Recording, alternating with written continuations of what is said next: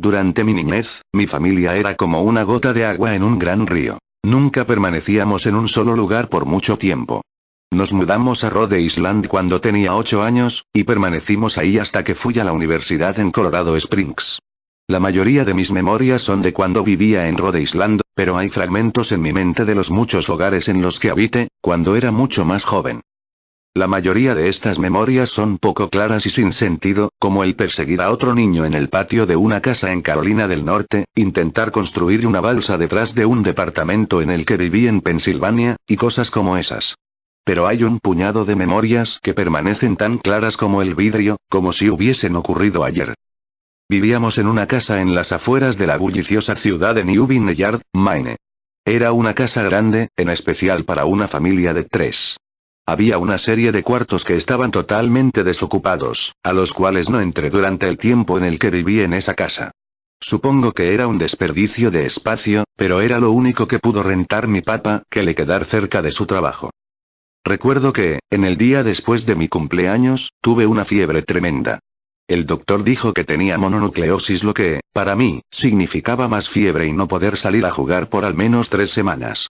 Era un momento terrible para estar atado a la cama. Estábamos empacando para mudarnos a Pensilvania, y la mayoría de mis cosas ya estaban dentro de cajas, dejando mi cuarto casi vacío. Mi mamá me traía agua mineral y libros varias veces al día, los cuales servían como único entretenimiento durante estas semanas. No recuerdo exactamente cómo conocí al señor Bocón.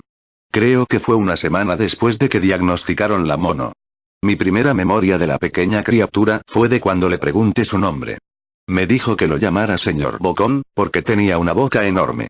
De hecho, ahora que lo pienso, todo en su cara era enorme en comparación a su cuerpo, su cabeza, sus ojos, sus arrugadas orejas. Pero su boca, sin duda, era lo más grande. ¿Te pareces a un Furby?, le dije mientras miraba uno de mis libros. El señor Bocón se detuvo y me miró extrañado. ¿Furby? ¿Qué es un Furby?, me preguntó. Tú sabes, el juguete peludo con orejas enormes, lo puedes acariciar y alimentar, casi como una mascota real. Oh. Tú no necesitas uno de esos. No es lo mismo que tener un amigo real. Recuerdo que el señor Bocón se desaparecía cada vez que mi mamá iba a mi cuarto a revisarme. Se ocultaba bajo mi cama y me decía, no quiero que tus papás me vean, tengo miedo de que ya no nos dejen jugar juntos. No hicimos mucho durante los primeros días. El señor Bocón solo veía mis libros, fascinado con las imágenes e historias. Por ahí del tercer o cuarta noches desde que lo conocí, me despertó con una gran sonrisa en su rostro. Vamos a jugar un nuevo juego, me dijo. Pero tenemos que esperar hasta después de que tu mamá venga, porque es un juego secreto. Después de que mi mamá me trajera más libros y refresco, a la hora de siempre, el señor Bocón se deslizó desde debajo de la cama y tomó mi mano. Tenemos que ir al cuarto que está al final del pasillo, me dijo. Me negué al principio, pero el señor Bocón insistió hasta que cedí. El cuarto en cuestión no tenía ni muebles ni tapiz. Lo único que lo distinguía era una ventana del lado opuesto a la puerta. El señor Bocón corrió a través del cuarto, y le dio un firme empujón a la ventana, dejándola un poco abierta. Entonces, él me insistió en que mirara hacia el piso, afuera. Aunque estábamos en el segundo piso de la casa, la caída era más alta debido a que estábamos en una colina. Me gusta jugar a fingir aquí, me explicó el señor Bocón. Finjo que hay un suave y enorme trampolín allá abajo, y brinco. Si lo crees con todas tus fuerzas, vas a ver que rebotas hasta acá arriba, como una pelota. Quiero que lo intentes.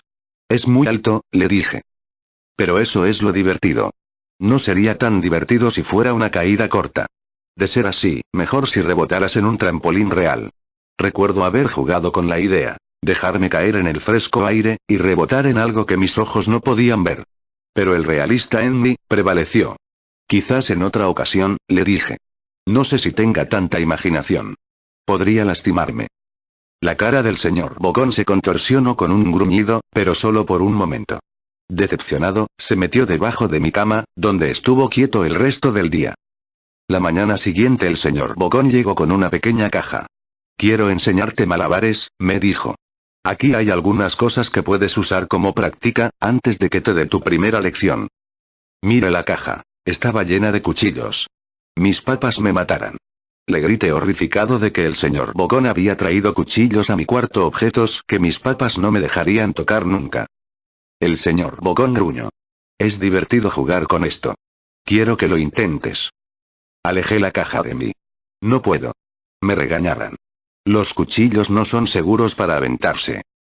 Las cejas del señor Bogón se cerraron, molesto. Tomó la caja con los cuchillos, y se metió debajo de la cama, otra vez durante todo el día.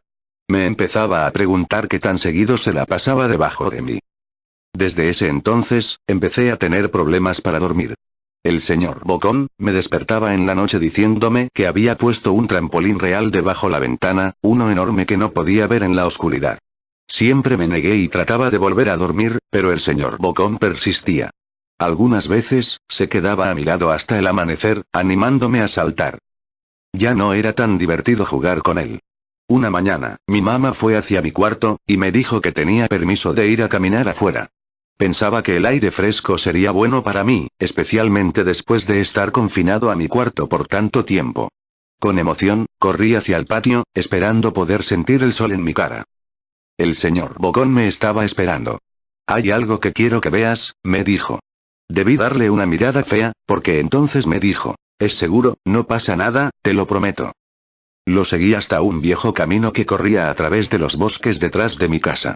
Este es un camino importante, me explicó. Tengo muchísimos amiguitos de tu edad. Cuando estuvieron listos, lo llevé por este camino. A un lugar especial. Todavía no estás listo, pero algún día, espero, lo estarás. Regresé a mi casa preguntándome, ¿qué tipo de lugar existía más allá de aquel camino? Aproximadamente 2 semanas después de conocer al señor Bogón, empacaron la última carga de cajas en el camión de mudanzas. Me fui adelante con mi papá, en un largo recorrido hacia Pensilvania. Había considerado en decirle al señor Bogón que me iba, pero aún teniendo 5 años, sospechaba mucho de las intenciones de la criatura, a pesar de lo que me decía. Fue por esta razón que decidí no mencionar nada de mi mudanza. Eran las 4 am cuando mi papá y yo estábamos en el camión. Mi papá esperaba llegar a Pensilvania para la hora de la comida al día siguiente, con ayuda de una larga dotación de café y bebidas energéticas. Recuerdo que se parecía más a un tipo que estaba a punto de correr una maratón, que un tipo que se la pasaría sentado por un par de días. Muy temprano para ti, ¿verdad? Afirmé con la cabeza, mientras la ponía en la ventana, esperando dormir un poco antes de que saliera el sol. Sentí la mano de mi papá en mi hombro. Esta será la última mudanza, lo prometo. Sé que es difícil para ti, especialmente estando con esa enfermedad. Una vez que obtenga mi promoción, podremos quedarnos en un solo lugar, y hacer amigos. Cuando el camión comenzó a moverse, vi la silueta del señor Bogón en la ventana de mi cuarto. Parado, inmóvil, se despidió lastimosamente con su mano. No me despedí. Años después, regresé a Newbin Yard. El terreno donde se encontraba mi casa estaba vacío, a excepción de los cimientos. Resulta que la casa se quemó algunos años después de que yo y mi familia nos fuimos. Por curiosidad, busqué el camino que el señor Bogón me enseñó, y al encontrarlo, decidí seguirlo. Una parte de mí esperaba que el señor Bogón saltara sobre mí de repente, y me espantara dándome un infarto, pero tenía la sensación de que el señor Bogón ya no se encontraba en ese lugar, como si de alguna manera él estuviese atado a la casa que ya no existe. El camino llevaba a uno de los cementerios de Newbin Yard.